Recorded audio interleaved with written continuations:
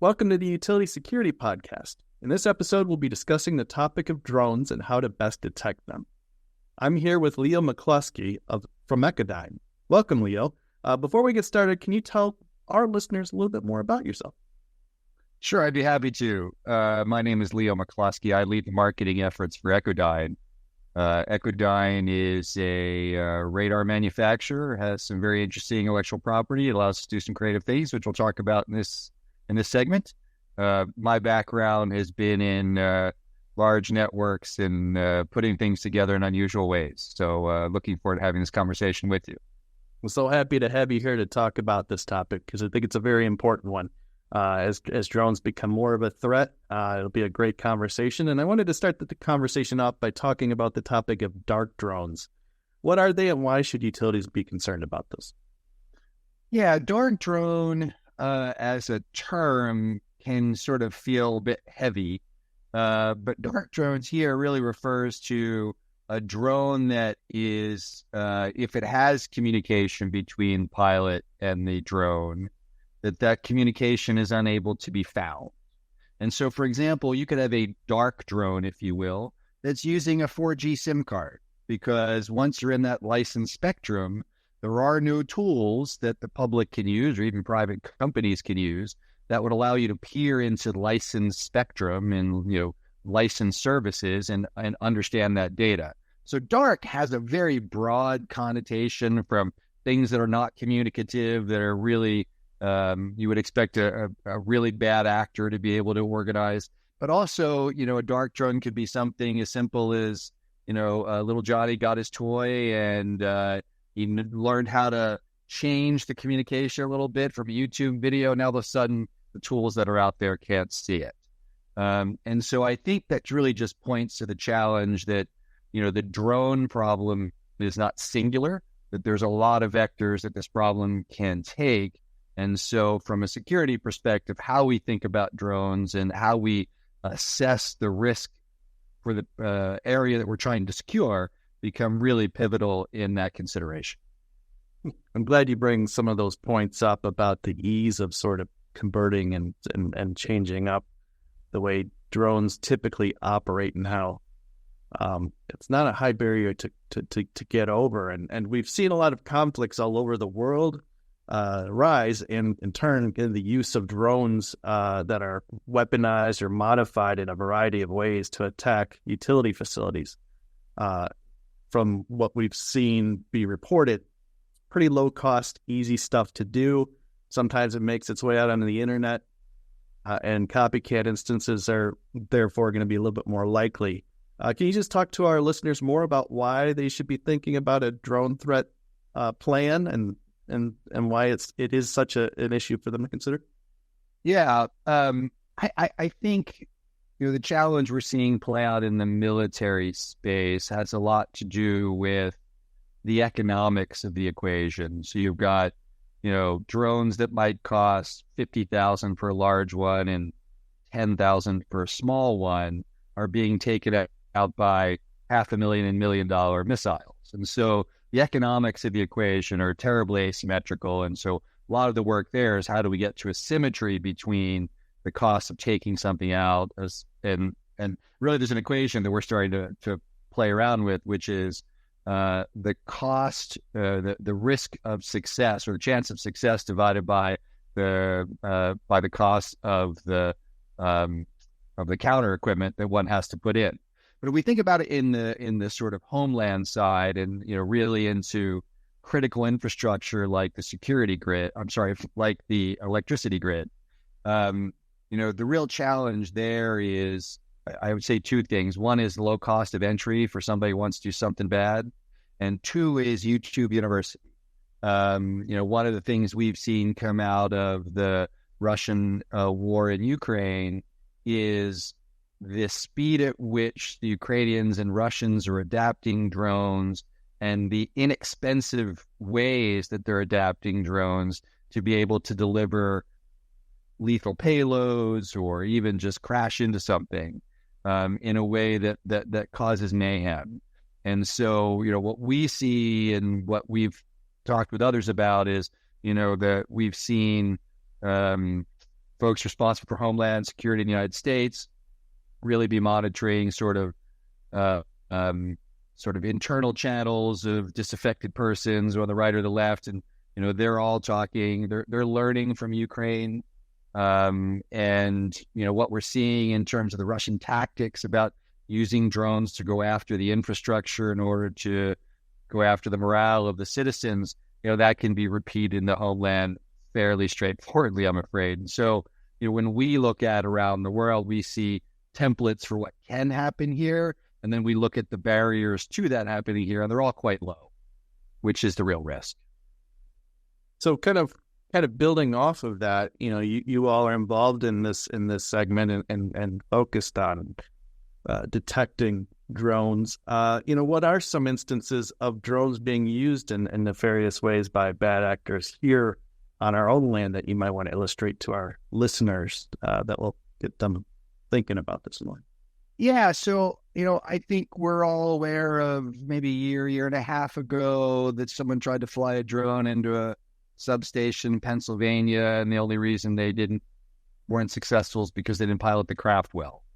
I think on a more broad basis, we hear that there's a lot of drone incursions, drone intruders at secure installations around the United States, governmental installations.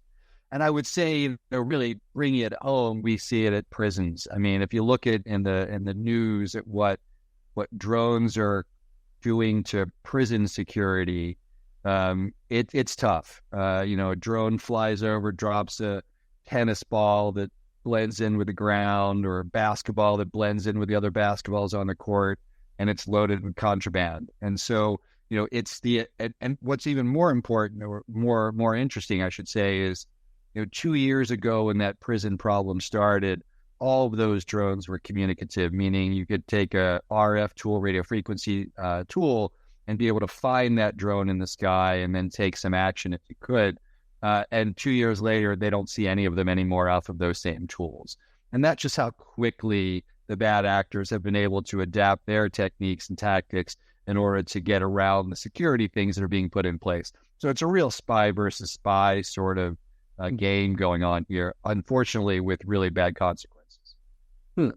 So you're bringing up kind of the challenges of finding a solution, and that transitions to my next question here. And I'm going to kind of shamelessly plug our own publication, Utility Security, because in our March issue, we had drone security expert Bill Edwards on. He really emphasized the approach of a drone detection solution being a layered one that includes RF radar, cameras, and more. And I wanted to ask you if you could talk more about what is the best practices or the most effective solutions for utilities to consider when they're implementing a drone detection solution.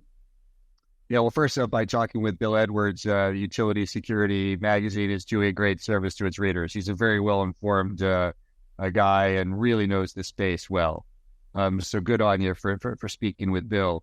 And Bill, he's spot on, right? I mean, there is no answer.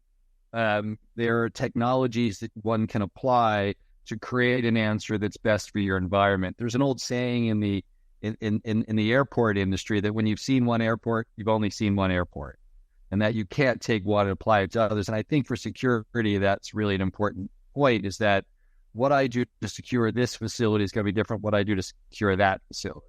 And it's going to have a lot to do with what's nearby, what's around me, what I have access to, what the terrain looks like, all sorts of things that go into that planning. But, we make a radar, and I would suggest that radar plus optical becomes your sort of baseline, because radar will pick up everything that moves in the airspace and be able to zero in on it. And if you have a good radar, it'll be able to slew your optical. And so that optical follows it around in the sky, giving you smooth panning, which means you have eyes on object. And if you're following the security protocol around UDA, then you got to get your eyes on the object in order to be able to take any further steps.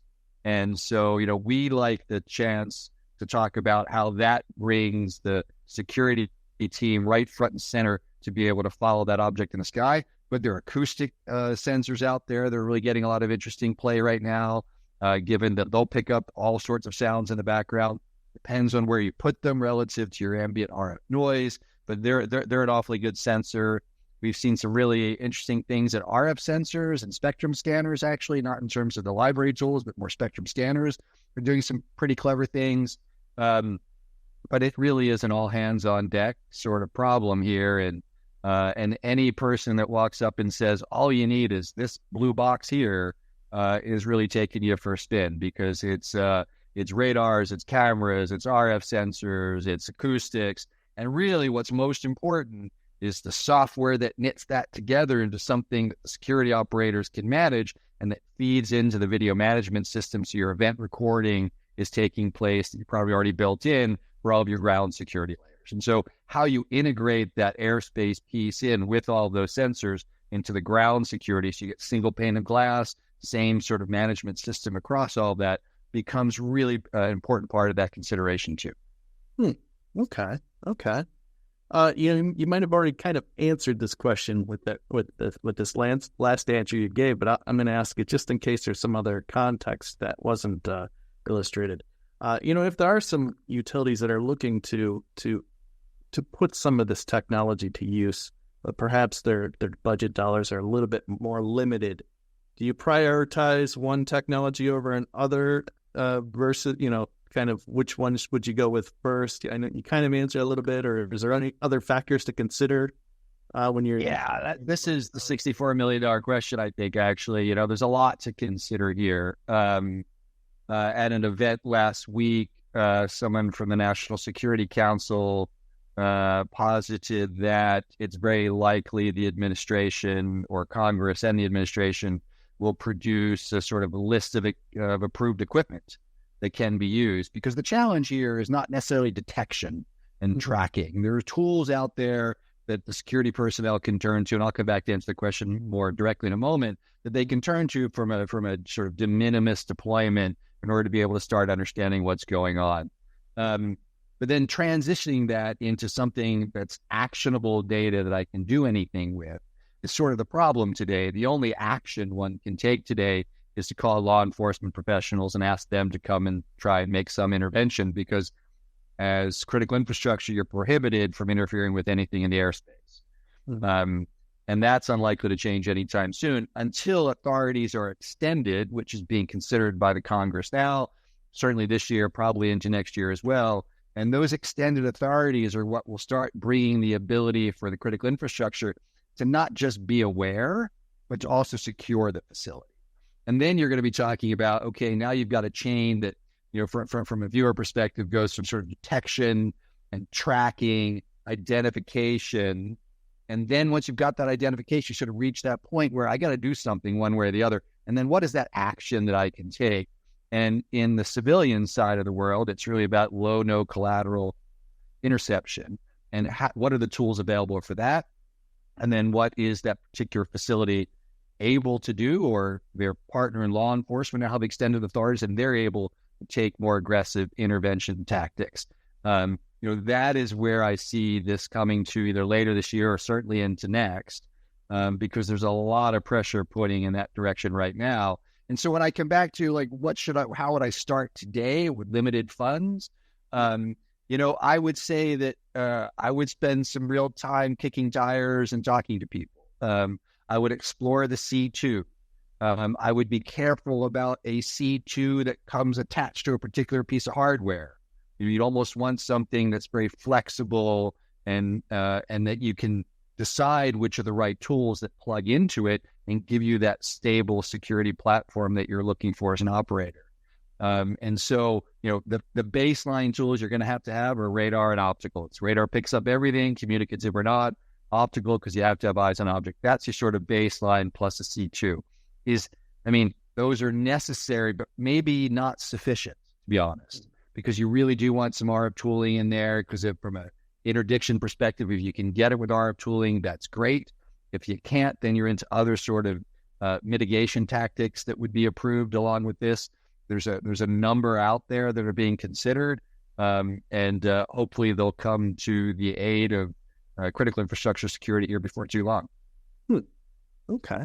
You brought up some efforts that are happening in Washington, D.C. to change some of those regulations to allow utilities to potentially at some point in the future disable or destroy or take over drones? Well, they have to be able to do the full chain, right? I mean, they have to be able to go all the way to securing the facility from whatever that intruder is. And today they can do that with a ground approach. You know, they can go and apprehend them. They wait for law enforcement to come and take over. They can call law enforcement in. And we need that same sort of way for drones to happen. Drones are a bit more problematic because they're quite tiny. I've seen people use, and these are very experienced military professionals, using guns, whether rifle or handguns, hit the drone 3-4 times, drone keeps flying. So we need some way to assure that once we can get at the drone, that we can mitigate the drone and bring it safely away from wherever harm may be. But that'll come. It's hopefully it'll come faster than a bad incident, but it's certainly gonna come. I've been following this landscape for some years now, and I would say that the sense of urgency I've heard from not only industry but government professionals in particular is as high as I've ever seen it. So I'm sort of optimistic that we're on the road to putting in place the right sort of laws and legislation that will allow critical infrastructure owners and operators to work with law enforcement to secure that facility so that they can operate with a sense, of ongoing concern, which also means that the communities nearby are fine and can continue to enjoy the American way of life. Thank you for that. I'd like to wrap up every interview by asking a crystal ball question, which is to kind of use your crystal ball and look into the future 5-10 years from now. You brought up the topic, maybe, the FAA regulations are changed and utilities can do some things to get rid of drones that are entering into their space. Where else do you see technology changing or any other sort of things that might change the impact drone detection and response?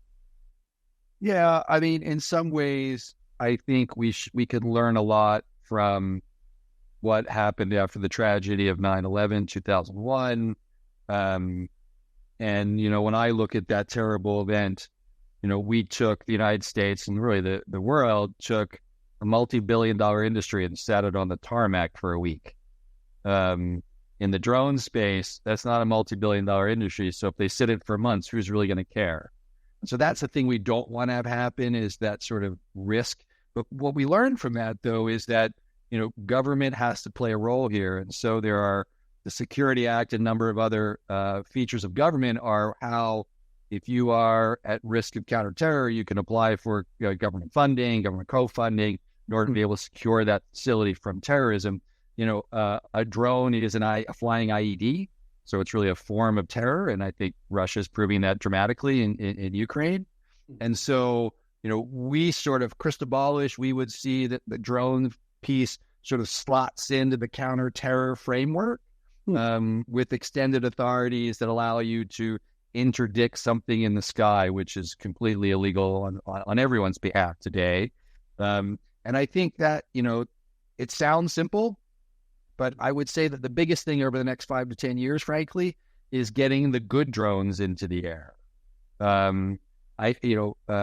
It's a little hard to contemplate getting authorities to take bad drones out of the air when we don't have the legislation that puts good drones in the air, if you follow me, right? So, I would love to see security professionals have the ability to very quickly put in place like a drone in a box, where it's a drone that does perimeter patrolling around that facility and then comes and lands and recharges. And you've got 2 of them. They do it off sync so you can charge each time. And that's really challenging for utility industry today, or really any industry today, is to get that beyond visual line of sight waiver in order for it to fly around. Once that sort of thing becomes routine, where drones are operating in the air and there's lots of good drones, frankly, it will help identify the ones that are bad, because you'll have an expectation of good as opposed to thinking everything is bad. Today, every drone you see in the air is sort of a threat, because we have no way to identify if that's doing a good mission or bad mission or what it's supposed to do. And so, I think over the next 5-10 years, getting that drone industry in place, good regulations, good services, ground station services that are looking at the airspace, then that data becomes available, well, not just to the operators of big drones, but to law enforcement and security professionals as a supplemental data service relative to what's going on in their airspace. So now if you're a security utility or utility security professional, when you're thinking about what's happening near my substation, near my power generation plant, near my rights of way and power lines, you have other data sources that show drones in the air, and they're supposed to be there, and they're identified, and that you can identify them as good drones. Because today you can't even do that. So every drone feels like it might be a bad drone. So getting that in place, getting the industry to accept, or getting the public to accept that there's lots of drones moving around the airspace for good, will I think really help us get the data to minimize the problem we have with bad drones. I think the challenge, though, frankly, is that, the cost of a bad actor, the cost for a bad actor to do something stupid is really quite low, and that's not going to change anytime soon, right? So how we put in place and grant authorities to those who can secure us, and how we get the good drones in the air over the next 5-10 years, that would be, my crystal ball, and hopefully it happens as quickly as possible. I want to echo something you said earlier in the interview. I hope that those changes happen faster than a major event happens. And I want to thank you so much for your time today to talk about this super important topic. Before we go, can you share more info with our listeners about how they can get in touch with you or the folks at Echodyne? Sure. Echodyne, we're a radar manufacturer. We have an ideal radar for critical infrastructure security. You can find us at echodyne.com or info@echodyne.com as an email address. And we'd encourage you to reach out, talk to our professionals, and learn how we might be able to help. We'd be happy to do that. Thank you so much, Leo. I appreciate your time today. And to all of our listeners, if you want to stay plugged in with impactful utility security insights and articles and news, please go to utilitysecurity.com today to get your free subscription to our print magazine, listen to podcasts like this, or sign up for webinars or read our online articles. Thank you, everybody, today for listening. Stay safe and stay secure.